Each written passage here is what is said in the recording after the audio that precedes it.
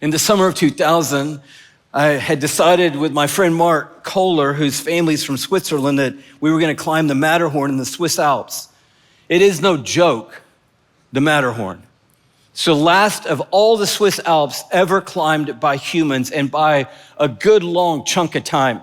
In other words, the Eiger and all these other major Mont Blanc and all these other mountains had been summited years past, and nobody could figure how to get up the Matterhorn. And this is like a sheer face of rock sticking up 15,000 feet. But now people go up it kind of regularly, and Mark went there when he was a kid, and he'd always dreamed that he'd climb it, and we became friends, and then he said, hey, we could do this together, and I'm like, great. He gave me a training regimen. I didn't think about going online and looking up climbing the Matterhorn. I don't know why. I might have been stuck on the plane train, but he said, hey, you need to start working out. Here's how much you have to do. Here's how many stadium stairs you got to do. Here's how much you got to have in a backpack. Here's what kind of boots you got to go buy. And I'm like, well, what is this thing? And he said, well, we're going to walk up, but it's pretty challenging. I'm like, great. I start doing the stuff. That summer, we end up going to England for an event. We go straight from there to Zermatt. Shelley and I arrive in the little village of Zermatt in the valley that's at the base of the Matterhorn, and both of us have the same thought. We look up and like, well, heck, we're definitely not going up that side. I mean, we're in Switzerland, and you can go around the mountain, and as you go around the mountain, you're in Italy, and surely you go up the Italian side, which would make sense and make me very happy. And so that's amazing. We're going to go up the other side. So we're at a store the next day, and I say this to the lady in the store. I say, well, we're here to train. We're going to have to do a week of training, then we're going to have to do acclimation, and then we're going to have to get checked out by our guides, and they're going to either say yes or no as to whether or not they're willing to hook 120 feet of rope, each one of the guides, to each one of us and take us up this mountain. And so it's maybe day 2, and we're in a little shop there, and I say, well, I'm here with my friend. We're going to climb the Matterhorn. By the way, which way do you go up the Matterhorn? And you could see it right out the doorway of her little shop. And she said, right straight up that way, right there. I was like, well, I'll be.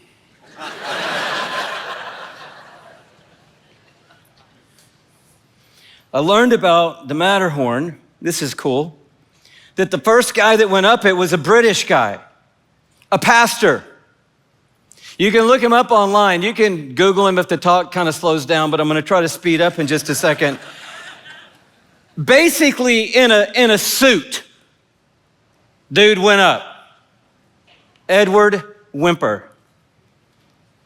He was with Lord Francis Douglas, Charles Hudson, Douglas Hadow, Michael Cross, and their guide was Peter Tugwalder, and his son, also named Peter Tugwalder, Jr.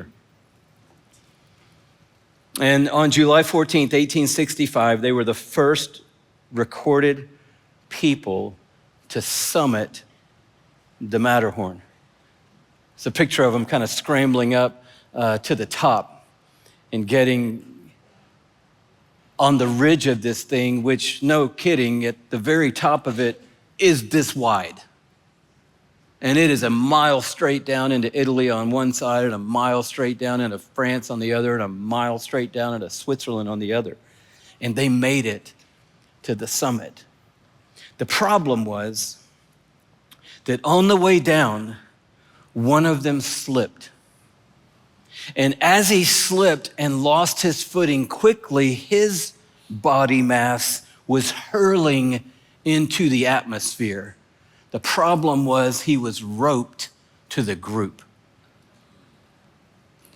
And 4 of the original group who summited the Matterhorn died on the descent.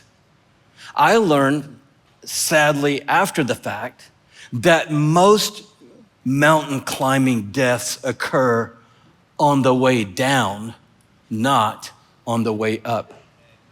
And I learned that the hard way because I did about half the training that Mark sent me to do.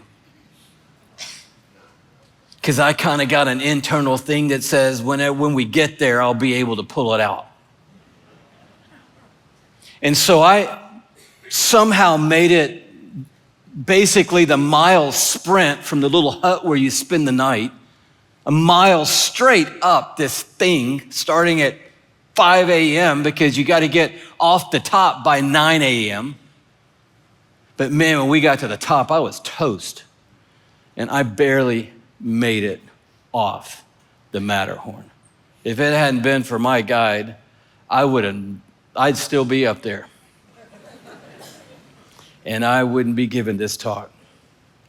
The same thing is true in life. And so I don't know when or where or if this is gonna come into play for you, but I really needed our team to kind of get in the loop of where Shelly and I had been trying to find a rhythm over many, many years of life.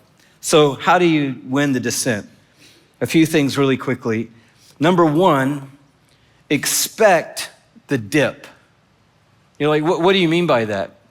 Expect that if you do something great, it's likely that you're gonna have an emotional and a spiritual and a physical letdown after the fact.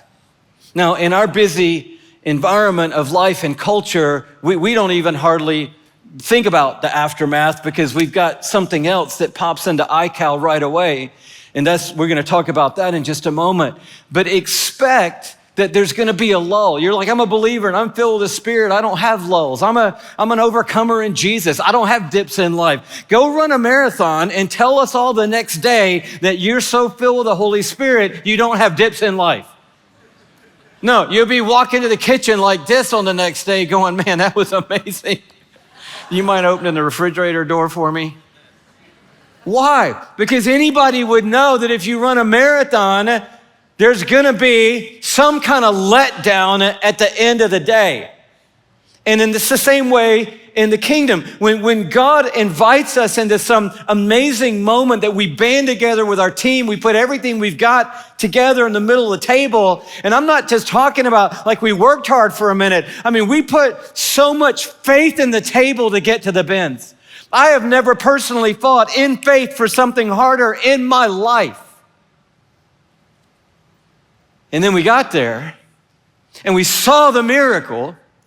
And guess what? When we walked out of the back side of that, you could see it all over our team. People were just like, oh man, I don't feel great. I'm kind of actually a little bit depressed. It feels like all the adrenaline just went out of my body and I'm in a little bit of a lull, but I'm a believer, so I'm not probably supposed to feel that way. So I'm kind of walking around, looking around. Do other people feel that way? Yes, everybody feels that way, unless they weren't smart enough to actually figure out how they feel. And so expect the dip. There's gonna be an emotional, a mental, a spiritual, a physical letdown after the ascent. And you have to understand that that's coming and prepare for it if you're gonna win the descent.